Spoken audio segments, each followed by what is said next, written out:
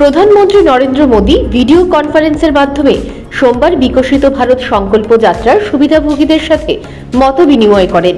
অনুষ্ঠান শেষে প্রধানমন্ত্রী ভাষণ দেন। ৮ নম্বর বরদোয়ালি মণ্ডলের উদ্যোগে প্রধানমন্ত্রীর এই অনুষ্ঠান শ্রবণ করেন দলের কর্মীরা।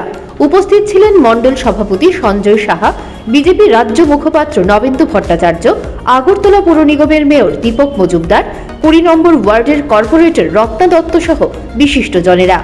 সারা দেশ থেকে বিকশিত ভারত সংকল্প যাত্রার হাজার হাজার সুবিধাভোগী এই অনুষ্ঠানে যোগ দেন।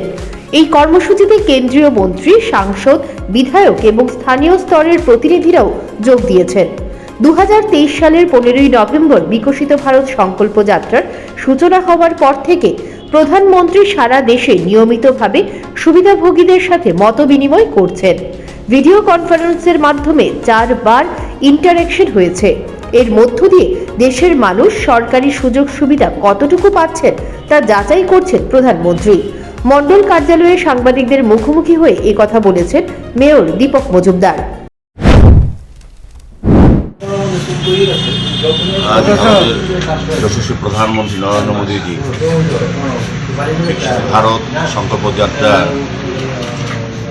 অঙ্গ হিসাবে সারা দেশবাসী ভিডিও কনফারেন্সের মাধ্যমে যারা বিকশিত ভারত সংকল্প যাত্রার সুবিধাভোগী তাদের সঙ্গে সরাসরি উনি আলোচনা করছেন এবং বিকশিত ভারত নিয়ে 2047 আমাদের ভারত যে নতুন ভারত গঠন করার যে উনি চিন্তা ভাবনা করেছেন, যে পরিকল্পনা, সেটা নিয়ে বিস্তারিত আলোচনা সরাসরি বিভিন্ন জনপ্রতিনিধি, সাংসদ, বিধায়ক এবং যে সমস্ত জনপদ পর্যায়ে সবার সঙ্গে যোগাযোগ করে উনি এটা সমগ্র ভারতবাসীর কাছে পৌঁছে দেওয়ার চেষ্টা করছেন। বিশেষ করে গত 15 নভেম্বর বিকশিত ভারত সংকল্প যাত্রা যেটা শুরু করেছিলেন যশস্বী প্রধানমন্ত্রী, সেটাকে সারা দেশে সমস্ত অংশে মানুষের কাছে পৌঁছে দেওয়া এবং কেন্দ্রীয় সরকারের বিভিন্ন কর্মসূচি জনকল্যাণে যেগুলি নেওয়া হয়েছে একদম অন্তিম ব্যক্তি অবধি সেই স্কিমগুলি বা যেগুলি রচনা করা হয়েছে গরিব মানুষের কল্যাণে সেই সকল কর্মসূচিগুলি পৌঁছে দেওয়ার জন্য উনি আজকে সরাসরি সমস্ত জনপ্রতিনিধি, সমস্ত ব্যক্তি, সুবিধাভোগী সারা ভারতে সমস্ত অঞ্চলের সঙ্গে উনি সরাসরি ভিডিও কনফারেন্সের মধ্যে যোগাযোগ করেন।